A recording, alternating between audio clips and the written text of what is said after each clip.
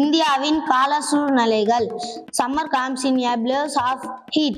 வெப்பம் நிறைந்த கோடை காலம் வரும்போது with sunny smile and dusty feet. சூரியன் புன்னகையோடு பாதத்தின் தூசிகளோடு. The season changed to muddy roads.